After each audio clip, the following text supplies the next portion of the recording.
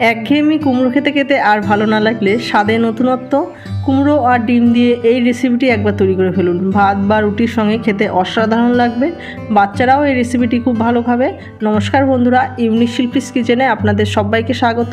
চলে আসলাম আজকে আবারও আরেকটা রেসিপি নিয়ে। আজ আমাদের রেসিপি হচ্ছে ডিম আর কুমড়ো দিয়ে তৈরি অসাধারণ স্বাদের অমলেট কারি। তাহলে চলুন বন্ধুরা, বেশি দেরি না করে রেসিপিটা আজ আমরা দেখে নিই।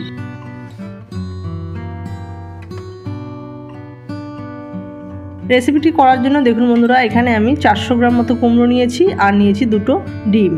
এবার দেখুন কুমড়োটাকে মাঝখান দিয়ে একটু কেটে নিলাম। কেটে নিয়ে কুমড়োর গায়ে যে খোসাগুলো আছে সেগুলোকে আমরা ফেলে দিচ্ছি। তো বন্ধুরা, আমার ভিডিওটা যদি আপনাদের একটু ভালো লাগে তাহলে একটা করে লাইক করে, কমেন্ট করে আর সাবস্ক্রাইব করে পাশে থাকবেন। তো দেখুন কুমড়োর খোসা আমার ছাড়িয়ে নেওয়া হয়ে গেছে, ভালো করে ধুয়েও নিয়েছি। এইবার একটা গ্রেটার নিয়েছি, গ্রেটারের সাহায্যে আমি কুমড়োটাকে একটু গ্রেট করে নিচ্ছি। তো দেখুন বন্ধুরা, দুটো কুমড়োর টুকরোই আমার গ্রেট করে নেওয়া হয়ে গেছে। এবার একটা বাটির মধ্যে যে ডিম দুটো নিয়েছিলাম সেই ডিম দুটোকে ফাটিয়ে নিলাম। ফাটিয়ে নিয়ে তারপরে আমরা একটা চামচের সাহায্যে ডিমগুলোকে ভালো করে ফেটিয়ে নেব। তো দেখুন বন্ধুরা, খুব সুন্দরভাবে ডিম দুটোকে ফেটিয়ে নেওয়া হয়ে গেছে। এবার এই ফেটানো ডিমের উপরে আমরা দিয়ে দিচ্ছি গ্রেট করে রাখা কুমড়োগুলো। গ্রেট করে রাখা কুমড়োগুলো সব দিয়ে দিলাম। এবার এর মধ্যে আমরা দিয়ে দিচ্ছি স্বাদ অনুযায়ী লবণ, দিয়ে দিচ্ছি সামান্য একটু হলুদ গুঁড়ো, আর দিয়ে দিচ্ছি স্বাদ অনুযায়ী লঙ্কার গুঁড়ো, সামান্য একটু জিরে গুঁড়ো দিলাম, আর দিচ্ছি খুব সামান্য একটু গরম মশলার গুঁড়ো, আর দিলাম কয়েক দানা চিনি। যেহেতু কুমড়ো তাই একটু চিনি দিলাম স্বাদের ব্যালেন্সের জন্য।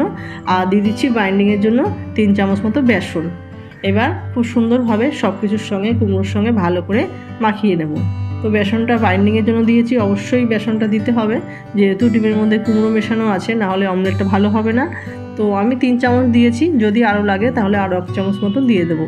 তো দেখুন খুব সুন্দরভাবে সব কিছু ভালো করে মাখানো হয়ে গেছে। একটু পাতলা মনে হয়েছে তাই আমি আরও 1 চামচ মতো বেসন এর মধ্যে অ্যাড করেছি। টোটাল 4 চামচ মতো আমি বেসন এর মধ্যে নিয়ে নিয়েছি। তো দেখুন ব্যাটারটা আমার পুরোপুরি রেডি হয়ে গেছে। এইবার আমরা ফ্রাই প্যান বসিয়ে দিয়েছি। ফ্রাই প্যানে দিয়ে দিয়েছি সামান্য একটু সরষের তেল। তেলটা ভালো করে আমরা ফ্রাই প্যানের চারপাশে ছড়িয়ে দিচ্ছি অমলেট ভাজার জন্য। তেল ভালো মতো গরম হয়ে গেছে। এইবার হাতার সাহায্যে আমরা 1 হাতা কুমড়োর যে ব্যাটার আছে সেটা দিয়ে দিলাম, দিয়ে ভালো করে ছড়িয়ে দিচ্ছি। তো দেখুন খুব সুন্দরভাবে ব্যাটারটাকে ছড়িয়ে দিচ্ছি। যেভাবে আমরা ডিমের অমলেট করি সেভাবেই এই অমলেটটাকে আমরা করে নেব। খুব আলতো হাতে গ্যাসের ফ্লেমটাকে লো মিডিয়াম করে নিয়ে ব্যাটারটাকে সুন্দরভাবে ছড়িয়ে নিয়েছি।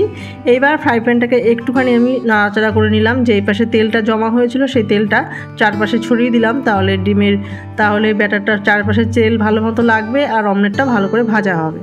তো এবার দেখুন এই অমলেটটাকে আমরা 2 মিনিটের জন্য একটু ঢেকে রাখলাম। 2 মিনিট পর ঢাকনা খুলে দিয়েছি। খুলে দিয়ে এবার খুন্তি দিয়ে এবার এই অমলেটটিকে উল্টে দেবো। যেভাবে আমরা ডিমের অমলেট ভাজি সেভাবে আমরা ভেজে নেব। তো আলতো হাতে দেখুন অমলেটটাকে উল্টে দিলাম। উল্টে দিয়ে এপাশ ওপাশ করে সুন্দরভাবে চেপে চেপে ভেজে নেব। তো দেখুন খুব সুন্দরভাবে অমলেটটাকে কিন্তু চেপে চেপে ভেজে নিয়েছি। এইবার এই অমলেটটাকে আমরা একটু পিস পিস করে কেটে নিচ্ছি, তাহলে রান্না করতে সুবিধা হবে। তাই আমি অমলেটগুলোকে একটু টুকরো করে কেটে নিচ্ছি।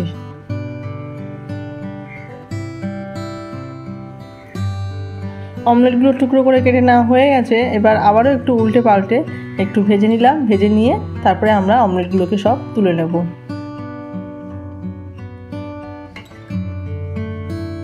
অমলেটগুলো সব আমার ভেজে নেওয়া হয়ে গেছে, সুন্দরভাবে ভেজে নিয়েছি। এবার অমলেটগুলোকে এক এক করে তুলে নিচ্ছি।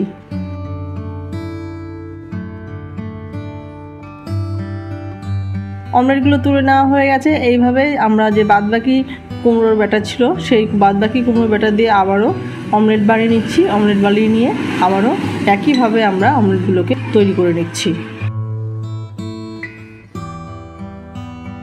সব অমলেট আমার তৈরি করা হয়ে গেছে। আমি 3টে অমলেট বানিয়েছিলাম, যে ব্যাটার বানিয়েছিলাম সেই ব্যাটার দিয়ে। এইবার আমরা গ্রেভি বানিয়ে নিচ্ছি। দেখুন কড়াইতে আমি পরিমাণ মতো সর্ষে তেল দিয়ে দিয়েছি।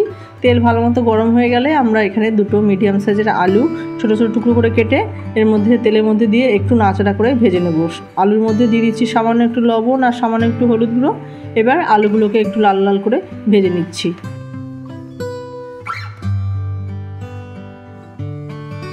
তো দেখুন বন্ধুরা, আলুগুলো কিন্তু খুব সুন্দরভাবে লাল লাল করে ভেজে নিয়েছি। এবার আলুগুলোকে আমরা এক এক করে তুলে নিচ্ছি। সবকটি আলু আমার তুলে নেওয়া হয়ে গেছে। এবার যে তেল ছিল সেই তেলের মধ্যেই আমরা ফোড়ন দিয়ে দিলাম একটা তেজপাতা আর গোটা গরম মশলা, আর দিয়েছি সামান্য একটু গোটা জিরে। গোটা গরম মশলার মধ্যে দারুচিনি, এলাচ আর লবঙ্গ ছিল। এবার একটু নাড়াচাড়া করে নিয়ে তারপরে আমরা এর মধ্যে অ্যাড করে দিচ্ছি দুটো মিডিয়াম সাইজের কোচানো পেঁয়াজ। এবার পেঁয়াজটা দিয়ে একটু নাড়াচাড়া করে ভেজে নেব। পেঁয়াজগুলো লাল লাল হয়ে যাওয়া অবধি আমরা ওয়েট করব। পেঁয়াজগুলো একটু লালচে হয়ে গেলে তারপরে আমরা এর মধ্যে অ্যাড করে দিচ্ছি দেখুন দুটো কোচানো কাঁচা লঙ্কা, আর দিয়ে দিচ্ছি 1 চামচ আদা রসুন বাটা। তো রসুনের পরিমাণটা একটু বেশি আছে আর আদার পরিমাণটা একটু কম আছে, তো টোটাল 1 চামচ আদা রসুন বাটা আমি এর মধ্যে দিলাম। দিয়ে এবার আদা রসুনটাকে সুন্দরভাবে কষিয়ে নিচ্ছি। আদা রসুন কষানো হয়ে গেলে, আদা রসুন থেকে কাঁচা গন্ধ বার হয়ে গেলে তারপরে আমরা এর মধ্যে অ্যাড করে দেবো একটা টমেটো পেস্ট, আর দিয়ে দিচ্ছি স্বাদ অনুযায়ী লবণ, আর দিয়ে দিচ্ছি পরিমাণ অনুযায়ী হলুদ গুঁড়ো, দিয়ে দিচ্ছি 1/2 চামচ থেকে একটু কম জিরের গুঁড়ো, 1/2 চামচ থেকে একটু কম ধনের গুঁড়ো, আর দিয়ে দিচ্ছি স্বাদ অনুযায়ী লঙ্কার গুঁড়ো, আর দিয়ে দিচ্ছি স্বাদের ব্যালেন্সের জন্য একটুখানি চিনি। এবার সামান্য একটু জল দিয়ে মশলাটাকে আমরা সুন্দরভাবে কষিয়ে নেব। তো বন্ধুরা, জল দেওয়ার ক্লিপটা কোনো কারণে স্কিপ হয়ে গেছে, তার জন্য সরি। তো দেখুন এবার সব মশলা দিয়ে জল দিয়ে সুন্দরভাবে আমরা গ্যাসের ফ্লেমটাকে লো মিডিয়াম করে নিয়ে কষিয়ে নিচ্ছি। আর লঙ্কার পরিমাণ বা ঝালের পরিমাণ অবশ্যই আপনাদের স্বাদ অনুযায়ী দিয়ে নেবেন। আমি আমার প্রয়োজন অনুযায়ী লঙ্কার পরিমাণটা দিয়ে নিয়েছি, আপনারা আপনাদের প্রয়োজন অনুযায়ী দিয়ে নেবেন। তো দেখুন মশলা কিন্তু খুব সুন্দরভাবে কষে গেছে, মশলা থেকে তেল ছেড়ে দিয়েছে। এবার আমরা এর মধ্যে অ্যাড করে দিলাম আগে থেকে ভেজে রাখা আলুটা দিয়ে একটু নাড়াচাড়া করে নিয়েছি, করে নিয়ে তারপরে আমরা এর মধ্যে পরিমাণ অনুযায়ী গরম জল অ্যাড করে দিলাম। তো খুব একটা গ্রেভি রাখবো না, আমরা রান্নাটি একদম গামাখা করব, তাই খুব একটা জল অ্যাড করলাম না। এইবার ঝোল দেওয়ার পর ভালো করে নাড়াচাড়া করে নিয়ে ঝোলটাকে এবার আমরা ফুটতে দেওয়া অবধি ওয়েট করব। ঝোলটা ফুটে গেলে তারপরে আমরা বাদবাকি কাজগুলো করব। তো দেখুন বন্ধুরা, কিছুক্ষণ পর দেখুন ঝোলটা ফুটে গেছে ভালো মতো, আর আলুটা আমি দেখে নিচ্ছি খুন্তির সাহায্যে, আলুটাও কিন্তু খুব সুন্দরভাবে সেদ্ধ হয়ে গেছে। এইবার এই ঝোলের মধ্যে আমরা অ্যাড করে দিচ্ছি আগে থেকে ভেজে রাখা যে কুমড়োর অমলেটগুলো ছিল, সেই কুমড়োর অমলেটগুলো আমরা এর মধ্যে দিয়ে দিলাম। কুমড়োর অমলেটগুলো সব ঝোলে দেওয়া হয়ে গেছে। এবার ভালো করে মিশিয়ে নিলাম, মিশিয়ে নিয়ে আবারও আমরা ঝোলটাকে 5 মিনিটের জন্য ফুটতে দেবো। ঝোল 5 মিনিট মতো ফুটে গেছে আর কুমড়োর অমলেট কারি কিন্তু আমার রেডি হয়ে গেছে মোটামুটি। এবার নামানোর আগে আমি এর মধ্যে দিয়ে দিচ্ছি সামান্য একটু গরম মশলা দিয়ে একটু নাড়াচাড়া করে নিলাম। নাড়াচাড়া করে নিয়ে তারপরে আমরা উপর দিয়ে ছড়িয়ে দিচ্ছি 1 মুঠো মতো কুচনো ধনেপাতা দিয়ে তারপরে আমরা গ্যাসের ফ্লেমটাকে অফ করে দিয়েছি। তো বন্ধুরা দেখুন, ডিম আর কুমড়োর অমলেট কারি এবার কিন্তু আমার পুরোপুরি রেডি হয়ে আছে। এবার গরম গরম ভাত বা রুটির সাথে পরিবেশন করুন লোভনীয় স্বাদের ডিম আর কুমড়োর অমলেট কারি। তাহলে বন্ধুরা, আজকে আমাদের ডিম আর কুমড়োর এই রেসিপিটি কেমন হয়েছে আপনারা কমেন্ট করে জানাবেন। আর রেসিপিটা যদি ভালো লাগে তাহলে একটা লাইক করবেন, কমেন্ট করবেন, সাবস্ক্রাইব করে পাশে থাকবেন। তাহলে বন্ধুরা, আজকের মতো ভিডিওটা আমি এখানেই শেষ করছি। আপনারা সবাই ভালো থাকবেন, সুস্থ থাকবেন। দেখা হচ্ছে পরবর্তী কোনো রেসিপি নিয়ে। ধন্যবাদ।